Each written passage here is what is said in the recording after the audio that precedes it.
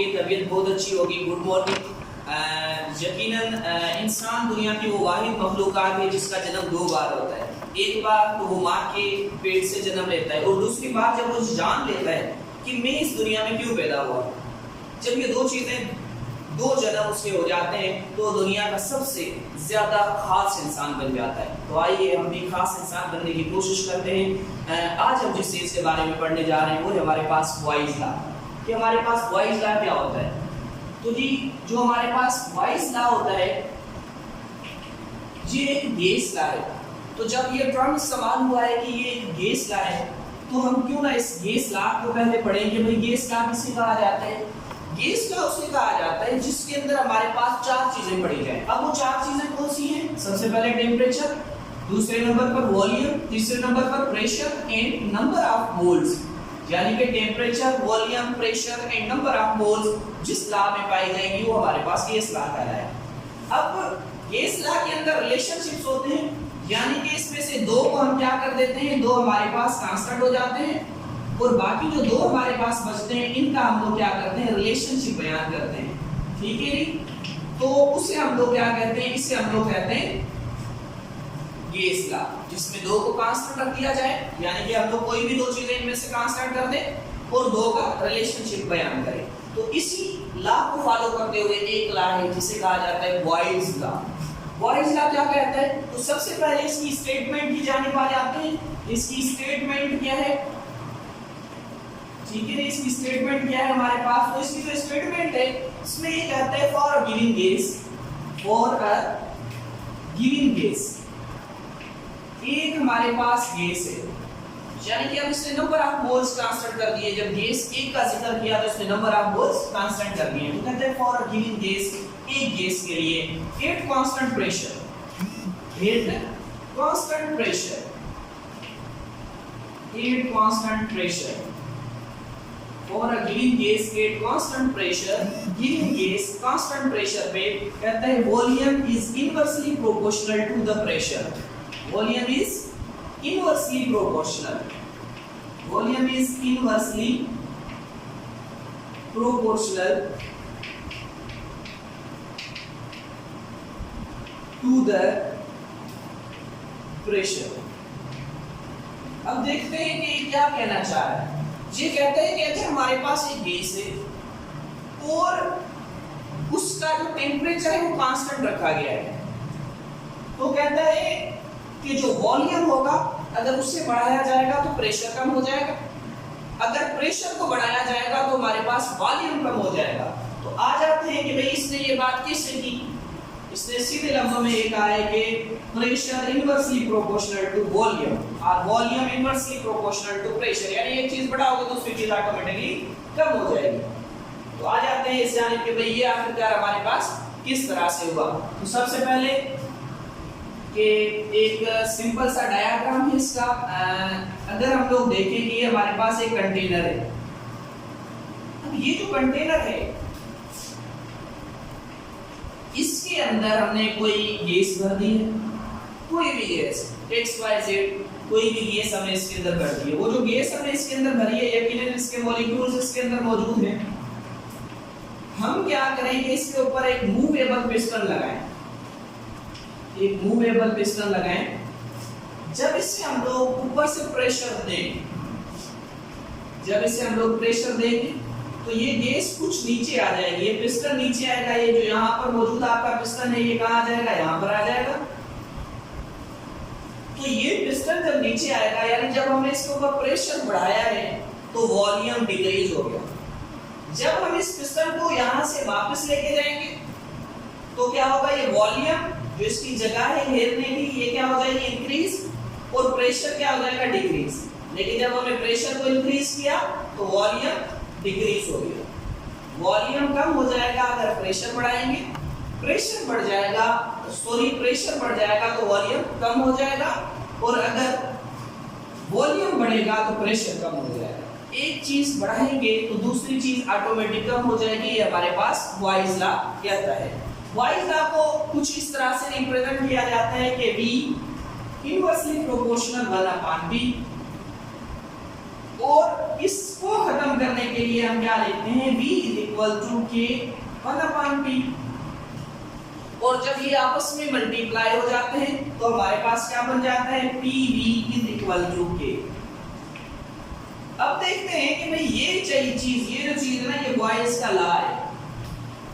अब boys law असल में क्या कहना चाहते हैं, इसकी क्या मेन रीजन है, ये कहना चाहता है जो P है ना और जो V है ये दोनों कांस्टेंट है। कैसे कि अगर यहां से आप प्रेशर जितना बढ़ाओगे, वॉल्यूम उतना ही कम होगा। वॉल्यूम जितना बढ़ाओगे प्रेशर उतना ही कम होगा। यानी कि कहता है दोनों कांस्टेंट है। अगर ये आप 1 atm बढ़ा रहे हो तो यहाँ पर भी उसी के दरमियान का चेंज आएगा वॉल्यूम के अंदर। तो क्या कहता है, PV इज इक्वल टू के। PV किसके बराबर है, PV कांस्टेंट है, के हमारे पास गैस कांस्टेंट कहलाता है। तो इस वजह से हमने यहाँ पर इनवर्सली की साइन खत्म की है तो लगाया है। तो हमारे पास क्या है, PV इज इक्वल टू के। PV किसके बराबर है, के, यानी कि P और V दोनों कांस्टेंट है। सीधे लफ्जों में जब हमें ये पता चल गया, ये हमारे पास एक कंटेनर है। अब इस कंटेनर के ऊपर जब हम लोगों ने क्या लगाया है, पिस्टन लगाया है। ये पिस्टन मूवेबल है। अब ये जो मूवेबल पिस्टन है, जब ये यहाँ पर था तो ये था P1। अब हमने प्रेशर बढ़ाया तो ये यहाँ से नीचे आ गया, यहाँ पर आ गया। तो जब यहाँ पर आ गया तो ये हमारे पास क्या बन गया, P2। और ये जो वॉल्यूम हमारे पास था ये क्या था, V1। और जब यहाँ पर नीचे आ गया तो ये हमारे पास क्या बन गया, V2। तो जितना प्रेशर बढ़ा है उतना वॉल्यूम घटा है। जितना वॉल्यूम ज्यादा था, ठीक है जी, उतना प्रेशर कम था। तो हमारे पास दो चीजें वाज़ेह हो रही हैं कि जितना प्रेशर बढ़ेगा उतना वॉल्यूम कम होगा, जितना वॉल्यूम बढ़ेगा उतना प्रेशर कम हो जाएगा। तो इसको मद्देनजर रखते हुए हम ये कह सकते हैं कि P1 V1 is equal to P2 and V2। यानी कि P1 V1 के बराबर है और P2 V2 के बराबर है। तो ये हमारे पास दूसरी इक्वेशन है बॉयज लॉ की। बॉयज लॉ ने ये मेन हमारे पास स्टेटमेंट्स दी थी कि जो हमारे पास प्रेशर है वो अगर बढ़ाएंगे तो वॉल्यूम कम हो जाएगा, अगर वॉल्यूम बढ़ाएंगे तो हमारे पास प्रेशर कम हो जाएगा। पर यहाँ पर उसने एक शर्त भी रखी है। वो शर्त क्या है हमारे पास कि भाई हमारे पास जो temperature and number of moles, ये दोनों क्या होने चाहिए, ये कांस्टेंट होने चाहिए। मैंने कहा था जितने भी गैस लॉ होंगे उन सब के अंदर दो चीजें कांस्टेंट होंगी और दो चीजों का रिलेशनशिप बयान किया जाएगा। ये कांस्टेंट है, इन दो का रिलेशनशिप बताया जा रहा है। तो ये हमारे पास सिंपल सा बॉयज लॉ था। अब आ जाते हैं इस बॉयज लॉ की ग्राफ की जानिब कि बॉयज लॉ की ग्राफ किस तरह से बनाए जाते हैं। इसे लिख लें।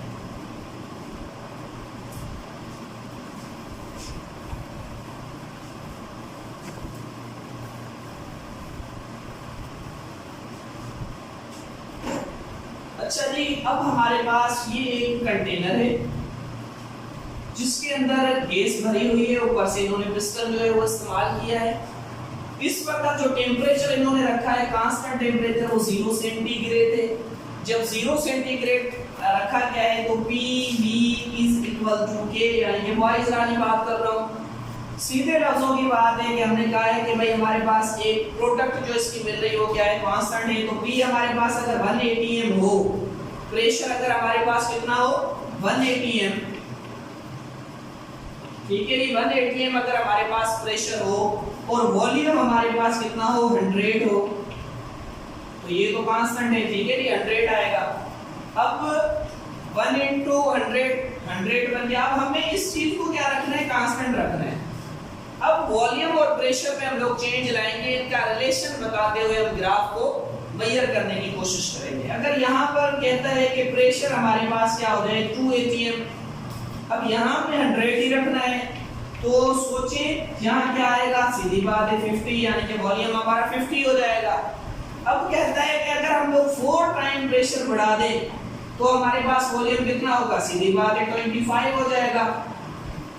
इसी तरह से कहता है कि अगर हम लोग इसे 10 टाइम प्रेशर बढ़ा दें तो क्या हो जाएगा वॉल्यूम सिर्फ 10 जगह बचेगा।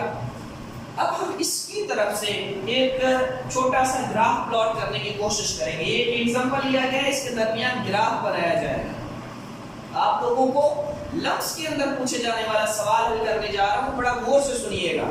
अब देखें, ये हम लोगों ने एक ग्राफ बनाया है। ये हमारे पास क्या है, P है यानी प्रेशर। ये हमारे पास क्या है, वॉल्यूम है यानी कि V है। तो ये क्या था, P और वो क्या था, V। अब ये हमारे पास 10 के बाद हमारे पास क्या है 25 के बाद 50 के बाद 100। आप लोग बीच में से कोई भी वॉल्यूम ले सकते हो, ठीक है जी, अपनी मर्जी से। चाहो 3 लो, 7 लो, 8 लो, 9 लो, 10 लो, जितना लेना चाहो। पर मैंने ये एक एग्जांपल के तौर पे आपको बताया। इसी तरह से हमारे पास क्या 1 2 3 4 5 6 7 8 9 और ये 10। अब देखते हैं कि ग्राफ किस तरह से बनेगा। सबसे पहले हमने क्या देखना है कि भाई जब 100 हमारे पास वॉल्यूम था, जब हमारे पास 1 प्रेशर था, तो ग्राफ कैसे बनेगा। ये हमारे पास वॉल्यूम है 100, तो ये हमारे पास क्या है 1। अब इसी तरह से हमारे पास क्या है, जब 50 है वॉल्यूम और एटमॉस्फेरिक प्रेशर कितना है 2, तो ये आ गया कहां पर 2 पर। इसी तरह से जब हमने देखा कि हमारे पास 25 है,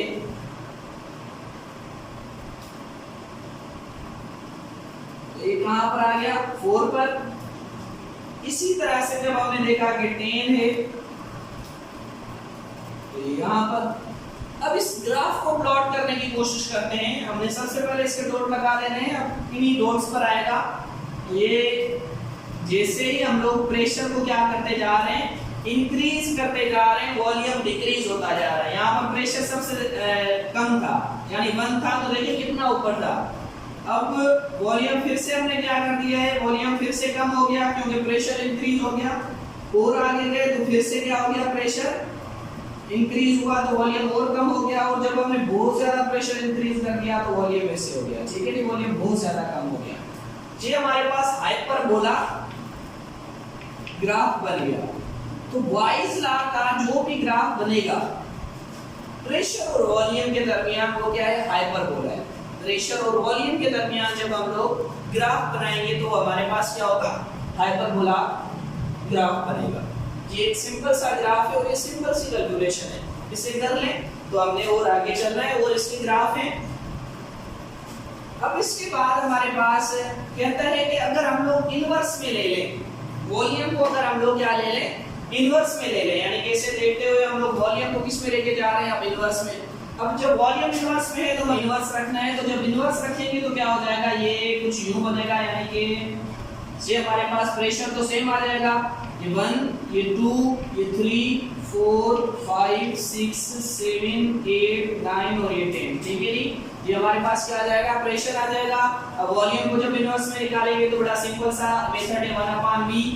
ये हमारे पास वॉल्यूम इनवर्स में जब रखेंगे तो 1/, पहले 100 था तो क्या आ जाएगा हमारे पास 0.01, फिर 1/50, तो फिर हमारे पास क्या आ जाएगा =0.02। और जब हम लोग 25 करेंगे तो फिर हमारे पास क्या आ जाएगा 0.04। इसी तरह से हम लोग जब 10 करेंगे तो फिर हमारे पास क्या आ जाएगा 0.01, ठीक है जी, 0.1। तो अब ये हमारे पास क्या आ जाएगा, ये कॉमन सी कंसंट्रेशन है जो 1 के हिसाब से जब हम लोग ये मेथड करेंगे तो आ जाएगी। आप अपनी तरफ से निकालिएगा, बड़ा सिंपल है। अब देखते हैं कि क्या होता है। हमने क्या रखना है, शुरू से नीचे से ऊपर जाना है, तो हमें वही वाली सेम कंसंट्रेशन रखनी है। देखना है कि हम किस तरह से आगे जाते हैं। ये हमारे पास 0.1, फिर हमारे पास 0.4, फिर हमारे पास 0.2, फिर हमारे पास 0.01, ठीक है जी। अब देखें, सबसे पहले तो कंसंट्रेशन हमने देखनी है, वो किसकी देखनी है, जब हमारे पास प्रेशर 1 atm था तो फिर क्या था, जब प्रेशर हमारे पास क्या था 1 atm था तो फिर क्या था, वॉल्यूम को हमने इन्वर्स किया हुआ है। तो जब 1 था तो ये यहाँ पर ग्राफ बनेगा, यानी कि यहाँ तक जाएगा, ये 1 है।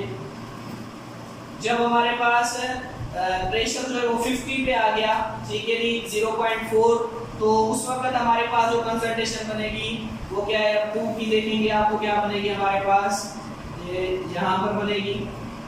इसी तरह से हमारे पास जब हम लोग कंसंट्रेशन इसकी बनाने जाएंगे, यानी कि 25 की बनाने जा रहे हैं, तो 0.2 निकल रही है, सॉरी 0.4 जो हमारे पास निकल रही, गलत हो गया, यहाँ से 2 आएगा और यहाँ से 4 आएगा।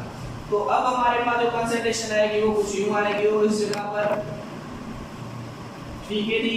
इसी तरह से जो 0.1 वाली कंसंट्रेशन होगी ये बिल्कुल इस जगह पर आएगी। अब वो 10 आगे चला गया थोड़ा लिखने की वजह से, अब लिख लीजिएगा दरमियान वाले नंबर, तो अब ये यहाँ पर आ जाएगी। तो इसका जो ग्राफ हमारे पास बनेगा वो क्या बनेगा, बिल्कुल इससे सीधा बनेगा, ठीक है जी। तो ये हमारे पास जो स्ट्रेट ग्राफ बनेगा वो कब बनेगा, जब हमारे पास वॉल्यूम को हम लोग इसमें ले लेंगे, जब हम लोग वॉल्यूम को इन्वर्स में ले लेंगे तो हमारे पास जो बॉयस लॉ का ग्राफ बनेगा वो कुछ इस तरह का बनेगा। अब देखिए हमारे पास कितनी चीजें हो गई, पहले हमने प्रेशर से बनाया, फिर हम लोगों ने वॉल्यूम को इन्वर्स रख के बनाया, अब हम लोगों ने कांस्टेंट का ग्राफ बनाना है। देखते हैं भाई कांस्टेंट का ग्राफ हमारे पास क्या बनता है। बिल्कुल सिंपल है। अब कांस्टेंट का ग्राफ कैसे बनेगा, ये भी इजी है, कोई मुश्किल नहीं है, बड़ा सिंपल है। सबसे पहले क्या है, यही हम लोगों ने पी, ये वॉल्यूम है। अब देखिए कांस्टेंट तो हमारे पास हर जगह पे क्या आ रहा है, 100 आ रहा है ना, यानी कि जो हमारे पास प्रोडक्ट बन रही है वो क्या है, 100 है। अब देखते हैं कैसे वेक्टर क्वांटिटी में, तो अब हमारे पास ये 1 2 3 4 5 6 7 8 10, ठीक है जी। तो जब हमारे पास 1 पे था तो कितना था, 100 था, ठीक है जी, यानी कि 1 पे 100 था। जब 2 पे आया तो कितना था, तो भी 100 था। 3 पे आया कितना था, तो भी 100। 4 पे आया तो भी 100, 5 6, यानी कि ये हमारे पास ग्राफ हॉरिजॉन्टल लाइन बनेगी ऐसे सीधी बस। इसी तरह से हम जब 2 का बनाएंगे तो दूसरी कंसंट्रेशन, फिर तीसरी कंसंट्रेशन, जिस भी कंसंट्रेशन का बनाओगे बस सीधी है हॉरिजॉन्टल लाइन ही हमारे पास बनेगी और कोई इसके अंदर चेंज नहीं आएगा। ये हमारे पास क्या है, सिंपल सा हॉरिजॉन्टल ग्राफ है जब हम लोग कांस्टेंट का बनाएंगे,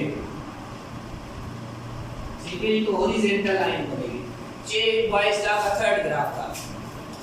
तो अब आ जाते हैं, इसे थोड़ा सा चेंज करते हैं, जो असल में आपसे क्वेश्चन पूछा जाएगा वो क्या पूछा जाएगा। अब आते हैं यानी लिख लें इसे,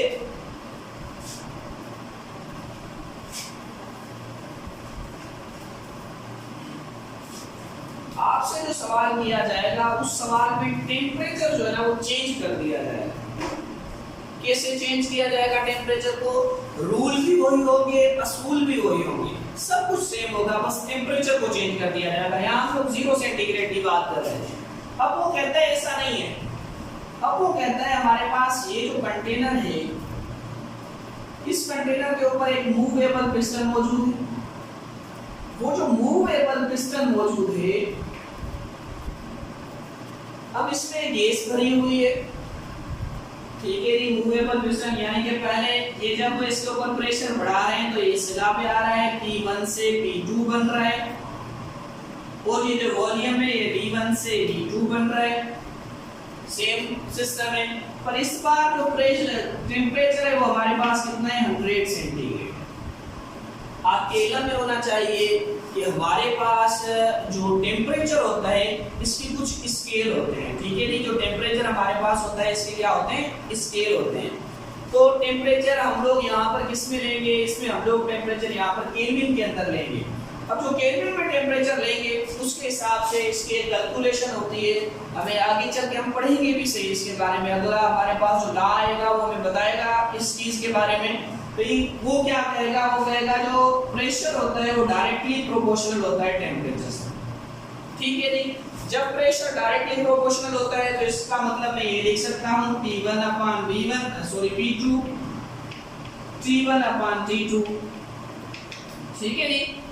क्यों लिख सकता हूँ ये हम लोग अगले लेक्चर में इंशाल्लाह डिस्कस करेंगे कि ये क्यों लिखा जाता है। अब इसके बाद और आगे चलते हैं जी, सिंपल सा मेथड है हमारे पास इसका भी। अब हमने पहले क्या करना है, इस 100 को कन्वर्ट करना है। P1 हमारे पास पहले प्रेशर क्या था, सीधी बात है 1 atm था। P2 को हम लोगों ने क्या करना है, मालूम करना है, बाकी हमारे पास क्या है T1 क्या था हमारे पास पहले, T1 पहले था 0, तो जब 0 सेंटीग्रेड था तो इसका मतलब ये है कि इस बार वो था 273, इस बार हमारे पास कितना है 100 है, तो जब 100 है तो 100 इसके अंदर क्या करते हैं प्लस करते हैं, तो ये क्या हो जाएगा 373, ये इस बार हमारे पास क्या है टेम्परेचर है। जब ये आ जाएगा तो अब इसकी जब हम कैलकुलेशन करेंगे तो तकरीबन मैंने तो की हुई है, आप लोगों ने इसकी कैलकुलेशन करेंगे तो इसका जवाब क्या हमारे पास आएगा 1.366 इसका आंसर आएगा, ठीक है जी।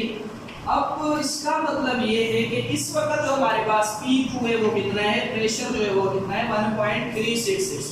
अब कहेगा बताएं इसके अंदर इस टेम्परेचर के इस टेम्परेचर के ऊपर ग्राफ क्या बनेगा, ये सवाल आएगा।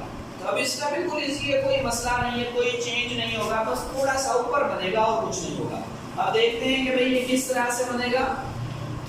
सबसे पहले तो इसके हम लोग क्या करेंगे, स्पेशली कैलकुलेशन करेंगे कि भाई हमारे पास क्या है जब इतना है, ठीक है, ये कितने पे 100 पे, यहाँ कर देता हूँ आप लोग देख लीजिएगा 1.336 into 100, तो इज इक्वल टू हमारे पास कितने 1.36336, ठीक है, ये कांस्टेंट है, ये क्या है P V is equal to K, इस रूल के ऊपर है। अब कहता है जब हम इसे 2 टाइम कर दें, यानी कि अब हम प्रेशर कितना कर दें, प्रेशर दोगुना कर दें, तो कितना हो जाएगा 2.76 into 100 इज इक्वल टू 1.336, ठीक है जी। अब जब इतना हम लोग कर देंगे तो इसे और चेंज करेंगे, अभी तीसरे टाइम, यानी ये 1 टाइम था, ये 2 टाइम है, अब ये 3 टाइम अगर इसे बढ़ा दिया जाए प्रेशर को, तो अब क्या होगा, तो क्या होगा हमारे पास 5.44 तकरीबन जवाब आएगा इनटू 100 नहीं होगा, सॉरी यहाँ पर हम लोग क्या करते हैं ये भी कम होता जाएगा, दोबारा मैंने ये किया है, तो ये क्या हो जाएगा 50, ये क्या हो जाएगा 25, 1.336, ठीक है जी। इसी तरह से अब इसे और कम करेंगे तो हमारे पास तकरीबन जो जवाब इसका आ जाएगा वो कितने के बराबर होगा, वो हमारे पास होगा 6.8 के इनटू 20 इज इक्वल टू 1.336, ठीक है जी। इसी तरह से जब 5 का हम लोग करेंगे तो हमारे पास क्या होगा 13.8 इनटू 10 इज इक्वल टू 1.336, ठीक है जी। तो अब इसका ग्राफ बनाने की कोशिश करते हैं कि देखते हैं कि इसका ग्राफ हमारे पास कैसे बनेगा। तो सबसे पहले ये हमारे पास 1, ठीक है जी, ये हमारे पास 2 3 4 5 6 7 8 9 ये थे। अब इसी तरह से हमें क्या बनानी है, इसकी ग्राफ बनाना है। तो सबसे पहले हमारे पास ग्राफ क्या है 13.8, यानी कि अब जब हम इसका वॉल्यूम लिखेंगे इस साइड पे, ये हमारे पास क्या है प्रेशर है, 1 के ऊपर हमारे पास कितना वॉल्यूम आ जाता है इसका, 1 के ऊपर जो हमारे पास वॉल्यूम है वो 1.366, ठीक है जी।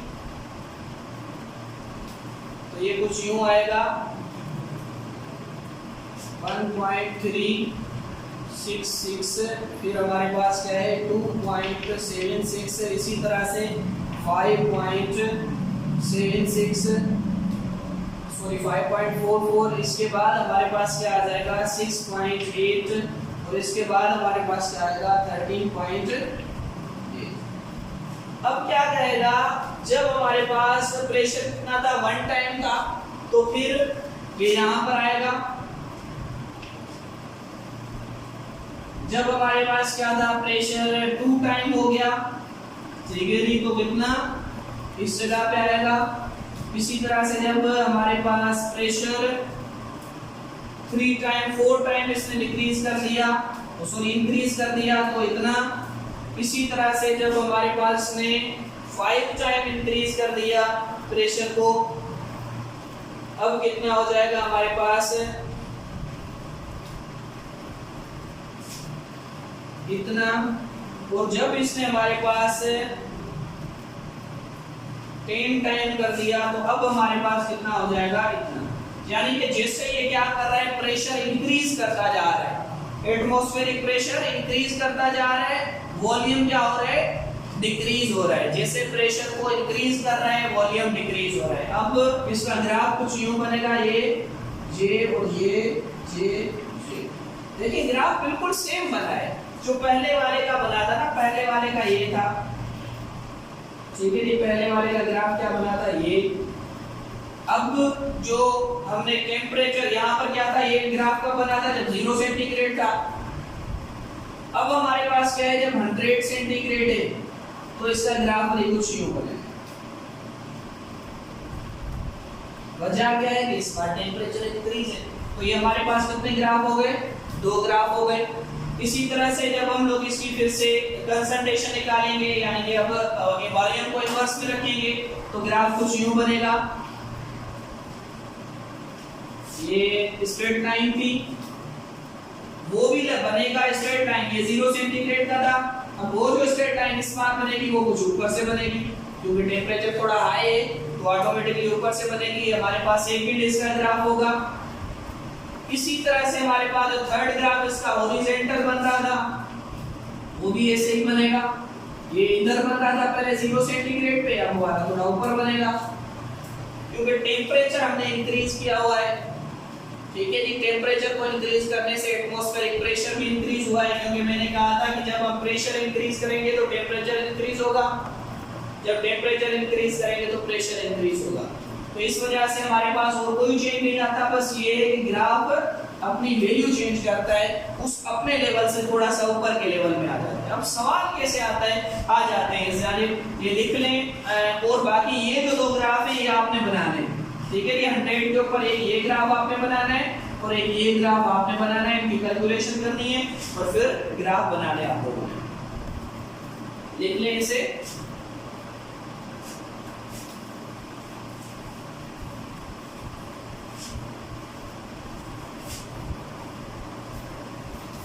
अब जो सवाल आपसे पूछा जाएगा वो क्या होगा, वो सवाल कुछ यूं होगा।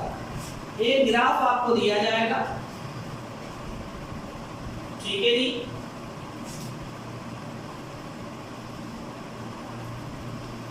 फिर से कहा जाएगा भाई ये T1 है, T2 है, T3 है, टेम्परेचर 1, टेम्परेचर 2, टेम्परेचर 3, ये हमारे पास ग्राफ आपसे पूछा जा सकता है, ठीक है जी। अब देखें कैसे पूछा जाएगा। ये इस तरह का दिया जाएगा, अब नीचे दिया जाएगा T3, T2, T1, ठीक है जी। ये ऑप्शन ए होगा, ये ऑप्शन बी होगा, T2, T1, T3, और ऑप्शन सी होगा हमारे पास, वो क्या होगा, T1, T2, T1, T2, T3। अब बताएं इसमें से सही कौन सा है। जब टेम्परेचर बढ़ रहा है, ये इसमें से आर्डर सही कौन सा है, तो यकीनन आपको पता है जब टेम्परेचर सबसे ज्यादा इंक्रीज है तो ये वाला ग्राफ बनाए, जब थोड़ा सा कम है तो ये वाला ग्राफ बनाए, जब सबसे कम है तो ये वाला ग्राफ बनाए, यानी कि डिक्रीजिंग ऑर्डर में जा रहा है। सबसे पहले T वाला बनाए, फिर T2 वाला बनाए, फिर T3 वाला बनाए। इसी चीज को देखते हुए आप लोगों ने इसमें टिक करना है डिक्रीजिंग ऑर्डर में, तो फिर हमारे पास कौन सा ऑप्शन सही होगा। इस तरह का ग्राफ आपसे पूछा जा सकता है, बिल्कुल सिंपल है। पहले ये बनेगा, फिर ये बनेगा, फिर ये बनेगा, ठीक है जी, बिल्कुल इजी है। तो ये था हमारे पास सिंपल सा बॉयज लॉ। इसके बाद हमारे पास अगला ऑप्शन है, वो है हमारे पास चार्ल्स लॉ। तो आएंगे चार्ल्स लॉ की जानिब। इसकी अच्छी तरह से प्रिपरेशन कीजिएगा, जो चीज समझ में ना आए उसे पूछिएगा। हमारे चैनल को सब्सक्राइब करें। अगर आपको वीडियो पसंद आई है तो इसे लाइक भी करें, कमेंट भी करें और दूसरों के साथ शेयर भी करें। तब तक के लिए सदा सुभान होती। Thank you.